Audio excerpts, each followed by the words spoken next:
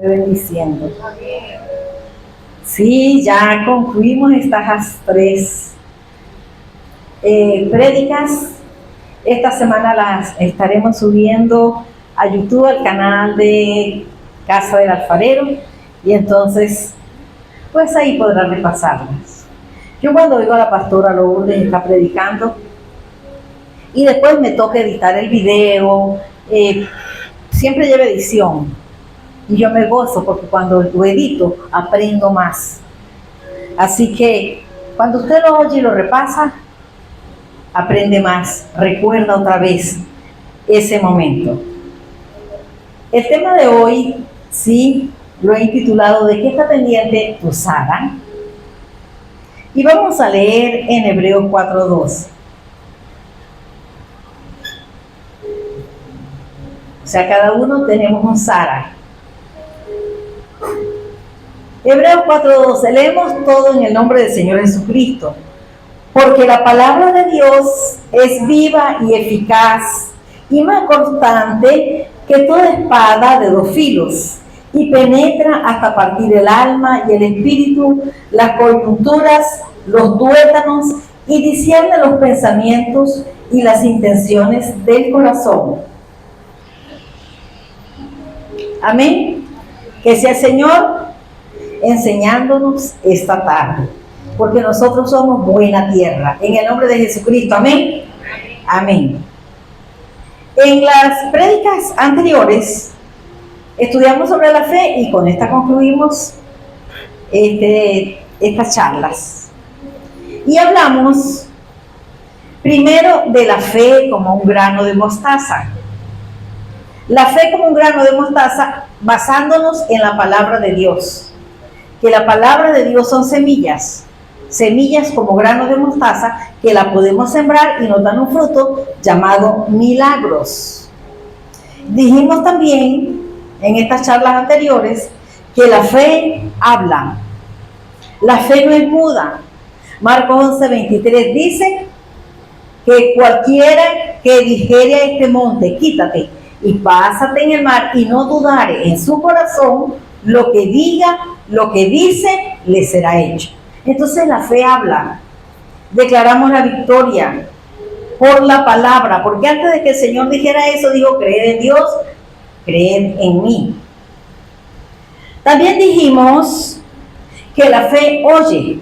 Romanos 10:17, porque dice que la fe viene por el oír, y por el oír por la palabra de Dios.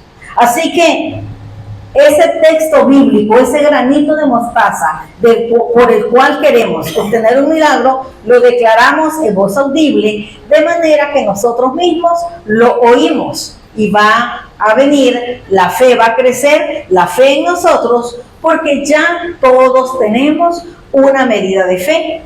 Solo que cuando la ejercitamos es como los músculos, crecen. Así que declaramos, es que Señor, tu palabra dice, y estoy pasando por algo malo, Señor, tu palabra dice que a los que aman a Dios, todas las cosas les ayudan a bien, y yo sé que de aquí tú vas a sacar algo bueno para mí, y muchas gracias, Señor. Así que dijimos que la fe oye. También dijimos que la fe mira. Y vimos en Génesis 13, del 14 al 17, que el Señor le dijo a Abraham, en el capítulo 12, él le había dicho que se fuera, que haría de él una gran nación, hizo promesas. Pero ya en el capítulo 13 le habla de la tierra. ¿Y qué es lo que le dice de la tierra? La tierra que tú mirares, la que miras. Mira al norte, al sur, al este y al oeste, porque la que tú vas a mirar, esa es la que yo te voy a dar. También por los hijos, el deseo de Abraham era tener su descendencia. ¿Y qué le dice el Señor en el capítulo 15 también de Génesis, en el versículo 5? Dijo, lo sacó de la carpa, lo puso afuera y le dijo, mira las estrellas, y si las puede contar, cuéntalas, que así será tu descendencia. Entonces, quería tierra, quería hijos, tenía que mirar y contar. Y dijimos que entonces nosotros tenemos que vernos como viendo al invisible. Así como se sostuvo Moisés, pero que nosotros nos vamos a sostener como viendo al invisible, no viendo la derrota, sino viendo la victoria, viendo el milagro, así como es la fe, que llama las cosas que no son como si lo fueran. Amén. Amén. Bueno, continuamos. Entonces viene la pregunta: ¿cuántos esperan tener milagros de Dios? ¿Cuántos esperan tener milagros de Dios? Esperando se van a quedar. Van 3 semanas y siguen diciendo amén. Es que es para el que cree, no para el que espera. Ya usted crea que está bendecido, crea que está en victoria, crea que los ángeles de Dios están a su alrededor, crea que ese problema, diga como dijo Moisés, como dijo Josué, y cuando estaban los gigantes allá, y nos los comeremos como pan. Dígale al problema: es que te como como pan. Y como se come el pan, se pone chiquito, se pone un solo y lo conviertes en nada. Y todavía ya estaban los gigantes, estaban los hijos de Anac, y mientras que los otros 10 espías andaban pensando lo contrario, y nos parecemos unos grillos, y estamos derrotados, y nos contagiaron a todo el pueblo, y el pueblo lloró toda la noche, y todo eso. Josué: si Dios está con nosotros, y Dios se agradare con nosotros, nos lo comeremos como pan. Seguían estando el problema, seguían estando los gigantes, pero ya Josué estaba viendo la victoria. ¿Y Caleb qué dijo? Caleb dijo: el amparo de Dios se ha apartado de ellos, y con nosotros está Jehová de los ejércitos. ¡Aleluya! ¡Gloria al Señor! Así que la fe habla, la fe oye, la fe mira, o sea, la fe está viva. Y quería tratar hoy en este tema, en que está pendiente tú, Sara, recordar que nosotros somos seres tripartitos. Primera Tesalonicenses 5:23 dice que nuestro ser está compuesto por espíritu, alma y cuerpo. Bueno, entonces dijimos que la fe es espiritual, que Dios la coloca en el espíritu, pero con el alma, o sea, en nuestro espíritu, con el alma la aprendemos, la entendemos, la comprendemos, pero que la fe almática no produce milagros. Me decía Chucho Juárez: cualquiera predica al Cristo de la historia, pero no todos predican al Cristo resucitado, porque el Cristo de la historia te recuerda los milagros, pero el Cristo resucitado es el que hace los milagros con nosotros, porque Él es el gran yo soy, el presente. Amén. Entonces, nosotros tenemos al Cristo resucitado y nos ejercitamos en la fe, porque vamos a ver todas las cosas que están a nuestro favor. Y así que ahora sí entramos en el tema. Bien, y el tema se llama: ¿de qué está pendiente tu Sara? Y cuando decimos de usar la Sara, es porque cada uno de nosotros tiene una Sara. No es la Sara de Abraham, no es una alegoría, no es una metáfora, sino que cada uno de nosotros tiene un Sara. ¿Qué es el Sara? El sistema activador reticular ascendente, que por las siglas se conoce como el SARA. Cuando yo hacía este tema, yo decía: pero es que la doctora es Mildred.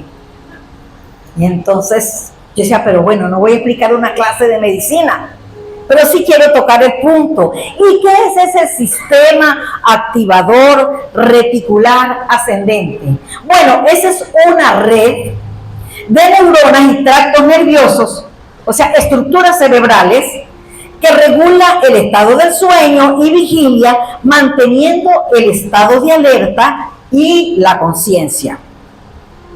El SARA también filtra la información en el cerebro, lo que considera que no es importante, lo filtra, y lo que considera que es importante, lo retiene y lo busca. Por lo menos usted dice, yo voy a comprar un terreno, y usted ve los terrenos por todas partes. Me quiero comprar un carro tal, y usted ve ese carro en todas partes. La mujer salió embarazada y ve todas las otras mujeres embarazadas. Y entonces como que el mundo me está copiando. No, es que tienes el SARA activado para eso. Entonces, como tienes el SARA activado, él te va a ayudar, el sistema reticular activador ascendente te va a ayudar a ver, él va a estar pendiente y lo va a encontrar todo el tiempo. ¿Sabe que hay gente dentro de las iglesias que tiene el SARA activado para ver demonios? En todos lados ven demonios. La Biblia dice que no ignoremos las maquinaciones de Satanás, pero todos encuentran un demonio, a todo le ven. Es así, a todo. Porque tienen el SARA activado para ver eso. Otros que tienen el SARA para activar todo lo negativo y lo malo. Y le dices, toma esta rosa, y dice, ay sí, tiene una espina. Entonces el SARA nos hace mantener la atención en lo que a nosotros nos interesa, bien sea negativo o sea positivo. Mire, estas son las cosas que yo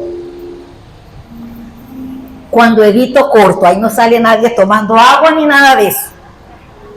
Bien, para entender más el SARA, vamos a estudiar a Agar, vamos a ver a Agar. ¿Sabe que nosotros vemos los personajes bíblicos? Ah, él hizo así, pues así debe ser, o así no debe ser. Y nosotros aprendemos. En un paréntesis les digo que cuando yo recibí al Señor, es que, dice mi esposo, que tú eres única, así cada uno de nosotros es único. Yo le decía, Señor, ¿como quién soy yo? Yo soy como Abraham, el padre de la fe, o soy como el sabio Salomón.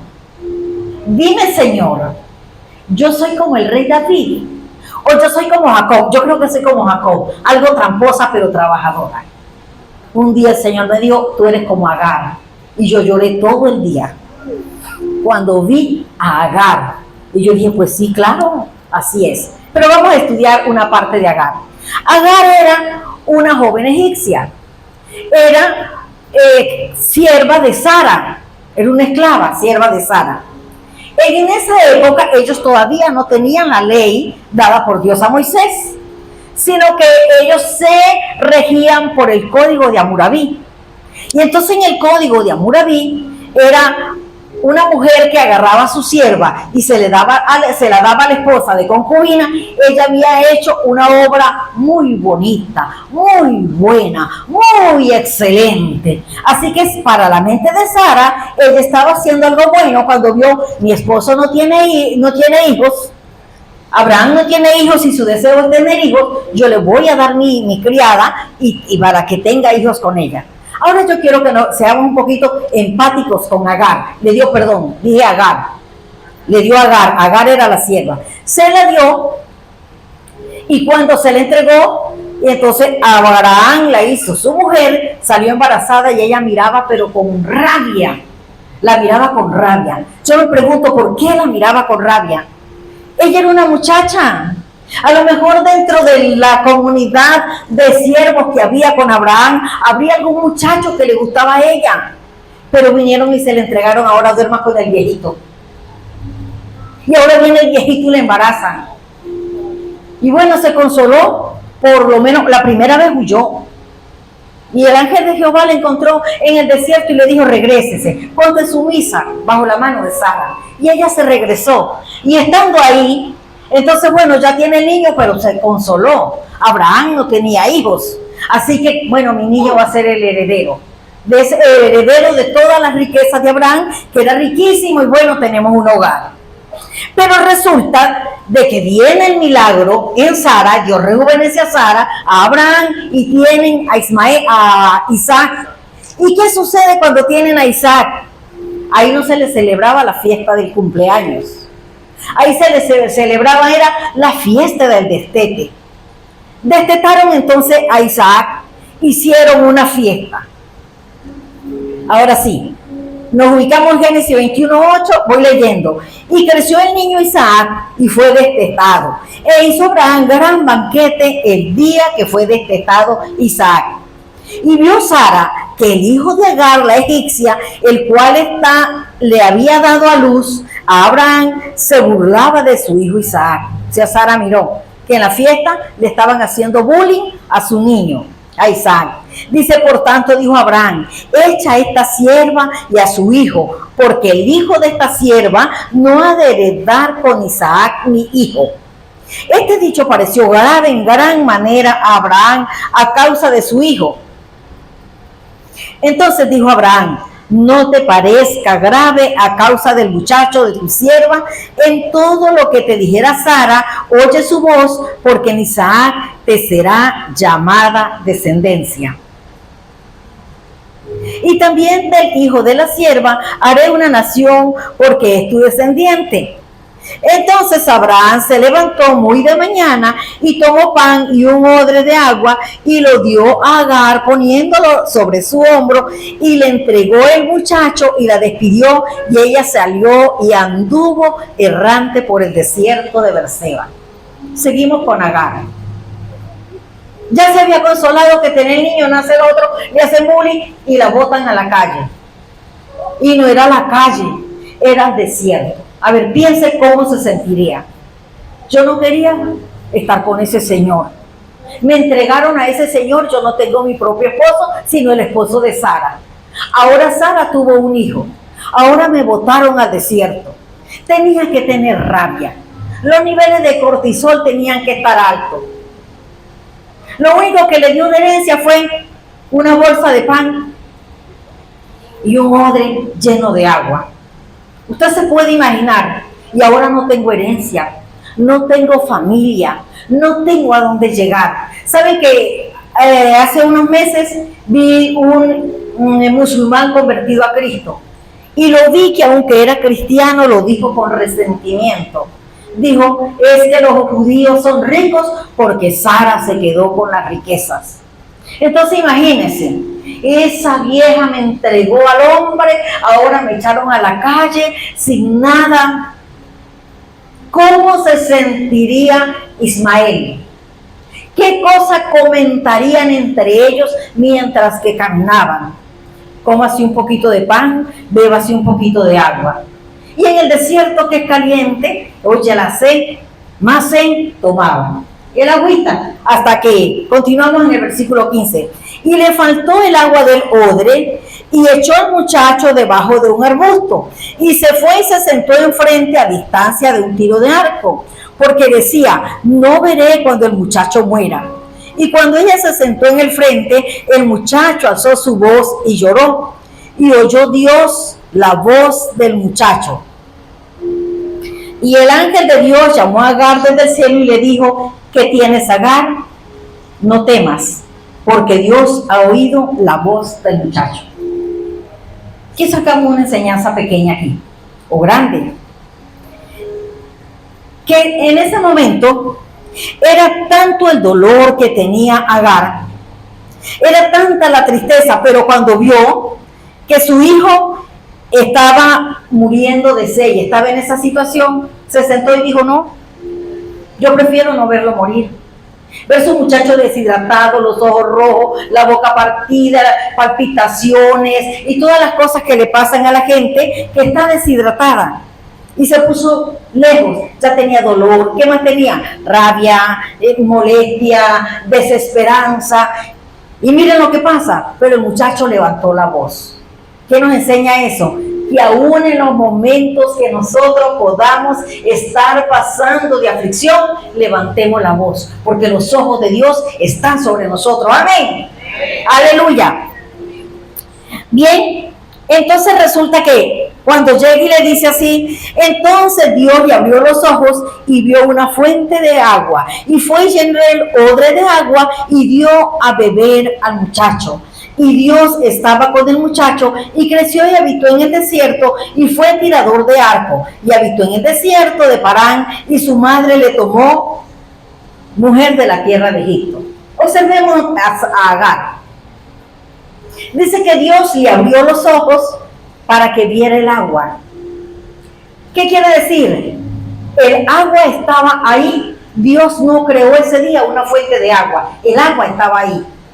Pero ella no la veía, porque el sistema activador reticular ascendente de ella estaba mirando la rabia, estaba enfocada en la tristeza, en la derrota, en el problema, y no veía la bendición. ¿Qué nos enseña eso a nosotros? Que si nosotros nos enfocamos en el problema, en la situación, en lo que estamos viendo, la bendición puede estar al lado de nosotros y nosotros no la vemos. Gloria a Dios.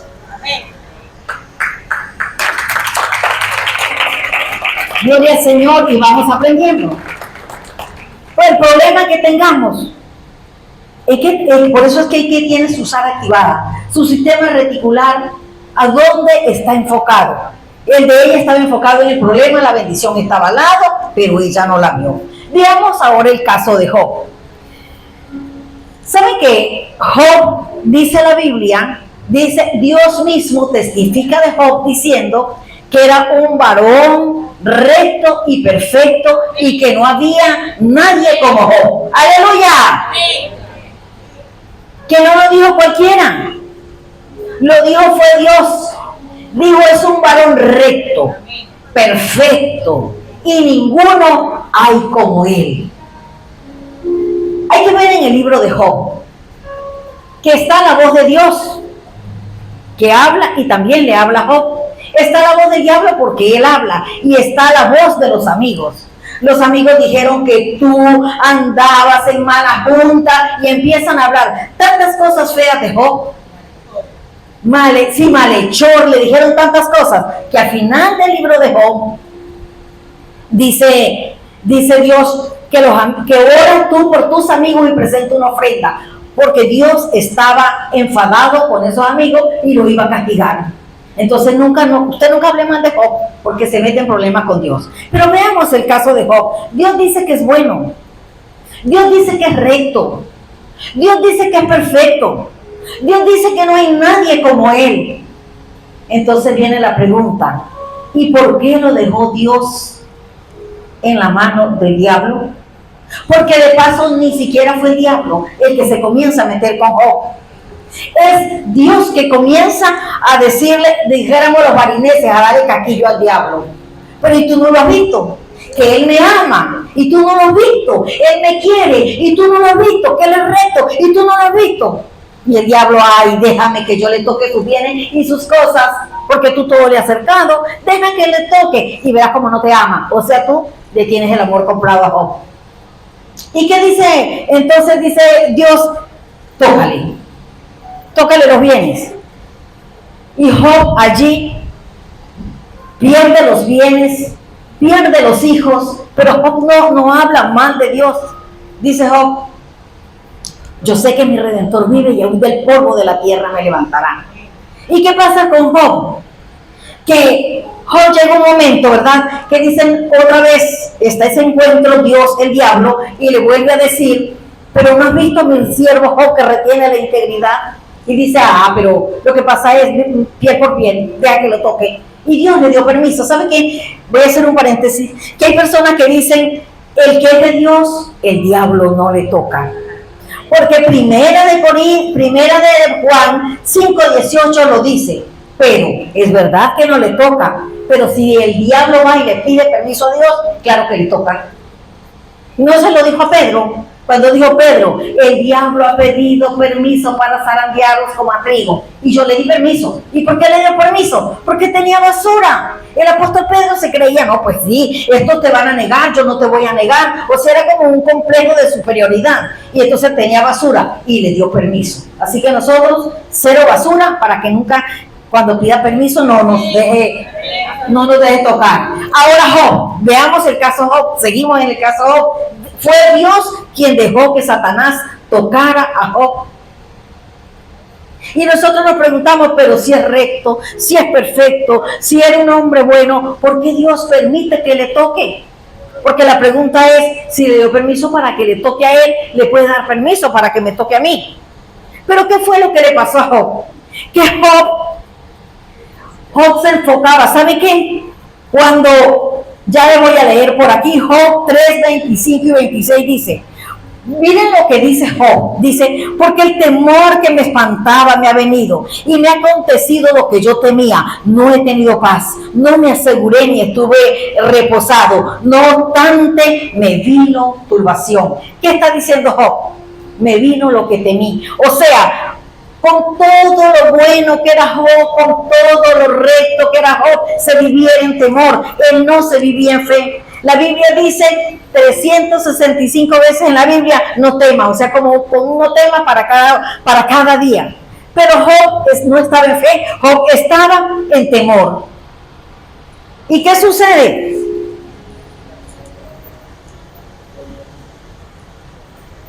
¿Qué sucede? Bueno, que cuando sucede esto, Job entra en un proceso. Job estaba en temor y lo perdió todo. Y después de que pasa todo esto y hablan los amigos y suceden estas cosas, Dios mismo le habla a Job. Y vamos a encontrar ahí unos cuantos capítulos donde Dios le hace muchas preguntas a Job, que se conoce que Job es el libro científico, porque le hace unas preguntas que todavía la gente no había descubierto. El peso del aire, la dirección de que la luz tiene, recorre una trayectoria. Le hace un poco de preguntas y habla con Job. Y Job termina diciendo, me arrepiento en polvo y ceniza. Y si estuviéramos ahí, le preguntaríamos, ¿y de qué te arrepientes, Job? Si tú eres el varón recto y perfecto, ¿de qué te vas a arrepentir? Y dice Job, de oídas, le dice a Dios, te había oído, pero ahora mis ojos te ven. Yo hablaba cosas que no sabía, cosas que yo no entendía, era la que yo hablaba. Me arrepiento en polvo y ceniza. Entonces, ¿qué pasa? ¿En dónde estaba el Sara de Job? Él estaba enfocado, era en el temor, no en la fe, sino estaba enfocado en el temor. Me va a venir lo malo, me va a pasar lo malo. Mire, los muchachos de Job eran buenos, hagan un sacrificio por si acaso pecaron en el corazón. O sea, José, van a venir los sabeos, me van a robar, van a venir, me van a matar mis criados. Díganme si me roban las camellas, díganme si me roban los burros, si me roban los burros, junta de huellos. Él estaba en temor. Entonces Dios lo deja pasar por ese proceso. Y cuando él pasa por ese proceso y aprende y crece en conocimiento, porque él era un consejero, él era un patriarca, él era un líder. Cuando él crece y pasa todo esto, Dios le devuelve el doble de todo lo que él había perdido. ¡Aleluya! ¡Gloria a Dios! Bien, tenemos entonces estos dos casos. Que ellos estaban enfocados era en lo malo que les había pasado o en lo malo que ellos tenían. Y no nos puede pasar a nosotros cuando pasamos por una serie de problemas y nos enfocamos en el problema, y pueden estar las soluciones y no las vemos. Puede estar la bendición y no nos damos cuenta dónde está, porque estamos enfocados en lo que nosotros estamos viviendo, que es negativo. Pero ¿qué dice la Biblia? En Santiago dice, tened por sumo gozo cuando os halléis en diversas pruebas. No porque seamos masoquistas, sino porque en medio de la prueba nosotros vamos a decir, Señor, me gozo porque de aquí tú vas a sacar algo bueno para mí. Tú aderezas mesa para mí en presencia de mis angustiadores. Y aunque cueste, nosotros nos vamos a enfocar es en la palabra de Dios. Porque ¿cómo podemos hacer nosotros de activar nuestro Sara a nuestro favor? ¿Cómo hacemos para activarlo? Y la mejor manera es a través de la palabra de Dios. Hebreos 4:12, que fue el versículo que comenzamos a leer, dice, porque la palabra de Dios es viva y eficaz, y más cortante que toda espada de dos filos, y penetra hasta partir el alma y el espíritu, la coyuntura, los tuétanos, y discierne los pensamientos y las intenciones del corazón. Fíjense que ahí nos está diciendo que la palabra de Dios, la semilla de mostaza que comenzamos a ver, la palabra de Dios actúa en nuestro espíritu, en nuestra alma, y dice que llega hasta las coyunturas y hasta los tuétanos. Cuando nosotros oímos la palabra de Dios penetra todo nuestro ser. Y me dio curiosidad en esa mañana que estaba leyendo eso. Yo dije, ¿y por qué llega hasta los tuétanos? Entonces me puse a investigar qué significa, qué pasa en los tuétanos. Porque los tuétanos es donde está la médula ósea, o sea que popularmente o coloquialmente se le llama tuétano. Y allí es donde se forman los glóbulos rojos. Y los glóbulos rojos cargan el oxígeno por todo el cuerpo. Y allí es donde se forma también los glóbulos blancos, que son como los soldaditos que cuidan todo el cuerpo. O sea, que pelean contra cualquier enfermedad, son los que nos protegen. Y allí se forman las plaquetas para que la sangre no se coagule. Entonces, ¿qué nos enseña? Nos enseña la palabra que cuando llega la palabra de Dios hasta nuestros tuétanos, o sea que está llegando hasta donde está nuestra sangre, porque nuestra sangre es vida. De hecho, es lo que se nos prohíbe en la Biblia, comer la sangre de los animales. Entonces la palabra de Dios llega hasta los tuétanos. Entonces nosotros tenemos que ver la palabra de Dios, creer la palabra de Dios, hablar la palabra de Dios. Y cuando estaba estudiando esto también me llegó a mi memoria un experimento que hizo el doctor Masaru Emoto de Japón. ¿En qué consistió el experimento? Él era un científico y conferencista, y él tomaba agua de todas partes del mundo para hacer un experimento. Bien, en el libro de Job, una de las preguntas que Dios le hace a Job es: ¿y has visto tú los tesoros de la nieve? Y tú vas a la nieve y la miras, ¿y qué tesoros ves? Nada, usted llega y ve ahí, y usted no ve nada, uno no ve nada, ve algo blanco. Pero resulta que cuando agarran la nieve y la colocan en un microscopio, esos son como un cofre de tesoros. Ahí usted va a ver, pero muchas piedras preciosas. Bueno, que ni el mejor orfebre es capaz de hacerlas. Entonces son bonitas, son preciosas, lindas así, con diversas formas, relucientes. Bien, el experimento del doctor Emoto consistió en que él tomó agua de Hong Kong y la colocó, la dividió en dos partes, pero era la misma agua. Colocó un agua hacia una parte para allá y a eso le conectó el microscopio y lo colocó conectado también a la computadora. Del otro lado, lejos, agarró otro poco de agua y también hizo lo mismo. Agarró toda esa agua y la colocó allá. Para el agua que puso para este lado, le dijo a las personas que estaban ahí, esto es una parte del experimento que les cuento, les dijo: ustedes van a estar ahí y ustedes los que están aquí, los mandó para allá lejos, ustedes a esa agua le van a hablar, le van a decir puras cosas bonitas. Y a los que estaban allá, le dijo: ustedes le van a decir a esa agua puras cosas horribles.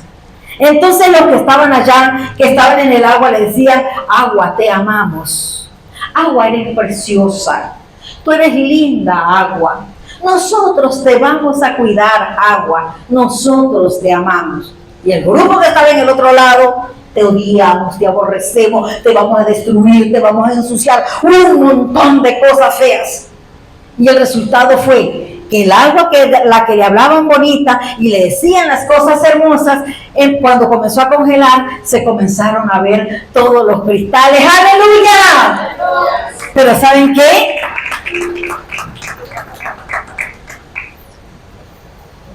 El agua que estaba, donde estaban los cristales, donde estaba la gente pensando las cosas horribles y hablando cosas horribles, no se formaban los cristales, siendo que era la misma agua.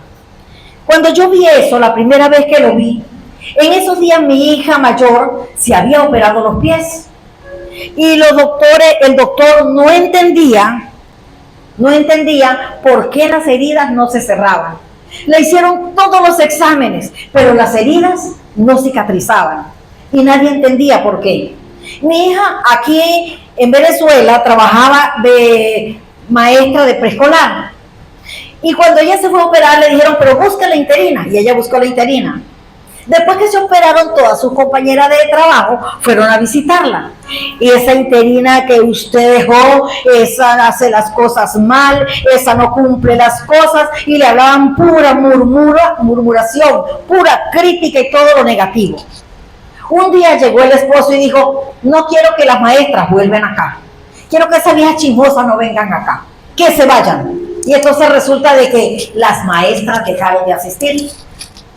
Cuando las maestras dejaron de ir a la casa y dejaron de llevar el chisme, mi hija sanó completamente, inmediatamente las heridas comenzaron a cerrar. ¡Gloria a Dios!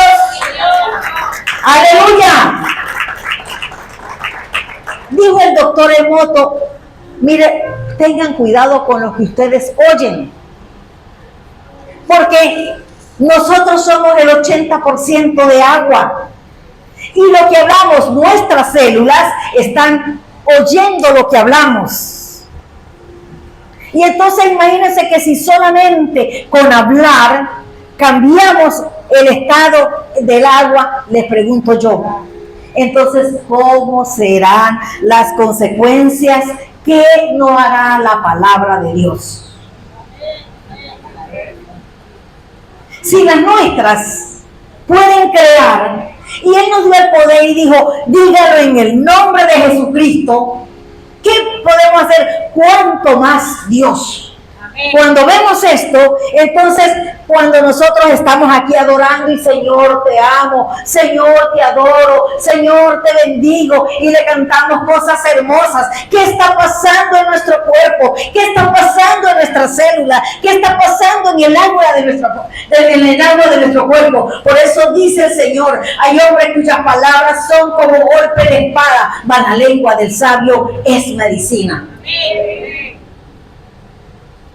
Entonces, enfoquemos en Sara, nuestro pensamiento, lo que el Señor nos está enseñando. No estar hablando, es que eso me pasó porque y hablando mal de todo el mundo y hablando del problema. Hablemos la solución. Señor, yo sé que yo estoy pasando esto, tampoco vamos a estar en negación. Señor, me pasa, pero tú eres más que esto. Señor, no tengo, pero tú eres el pastor. Señor, es cierto que estoy enfermo, pero tú eres mi sanador. Lo llevaste en la cruz del Calvario. Porque lo que pasa es esto, ¿no?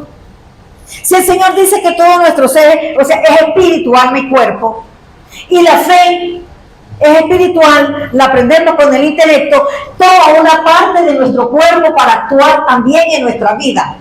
Cuando el Señor multiplicó los pescados y los peces, los panes y los peces, no dijo que llueve el maná, sino agarró algo que ellos tenían. Cuando cambió el agua en vino, agarró un elemento que también ya existía. Cuando multiplicó el aceite de la viuda, algo que ya tenía, y de la otra, la harina, el aceite, algo que ya tenía. Entonces, ¿por qué no va a agarrar el Señor de nuestro cuerpo también para que actuemos a nuestro favor? ¿Se acuerdan lo que sucedió en el pueblo de Nazaret, donde era el Señor Jesús? Dice la Biblia que no pudo hacer milagros. ¿Cómo tenía ellos el Sara activado? El negativo, el menosprecio. ¿Qué decían ellos? El hijo del carpintero, ni siquiera era el hijo del doctor. Ay, las hermanas están aquí con nosotros. Los hermanos están aquí. Ese es el hijo de María. El Sara activado. Y dice, no les pudo hacer milagros. ¿Cuál es la enseñanza? ¿En qué estamos nuestro Sara activado? ¿Para qué? Para la victoria, para la palabra de Dios. Fíjense una cosa. Una de las formas, les dije la palabra de Dios. Dice el Señor en Joel 3:10. Dice, y diga el débil, fuerte soy. Diga el débil, fuerte soy.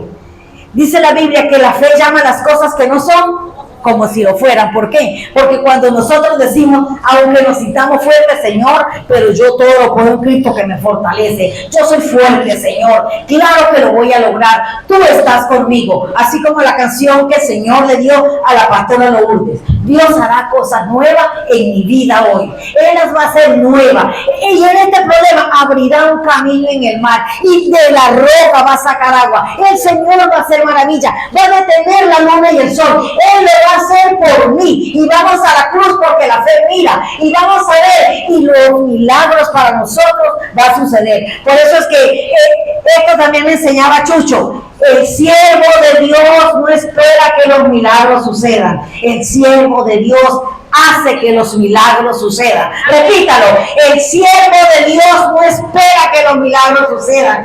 El siervo de Dios hace que los milagros sucedan. ¿Y cuántos esperan tener milagros de Dios? Esperando se va a quedar. Hermana María dice, y no te he dicho que si creyeres esperar la gloria de Dios. Y cuando dice en Hebreo 1 que es la certeza de lo que se espera, es que cuando ya entró y es certeza, ya estamos listos. Vamos hoy, antes de irnos, vamos a cantar otra vez esa canción. Es que me gusta, pastora. Es que la canto en mi casa. Es que se la canto para que el problema lo oiga. Es que lo canto para que cada célula de mi cuerpo lo oiga. Es que la canto para que lo oiga. Es que la canto para que mi sala se active para tener un milagro. Hermana María.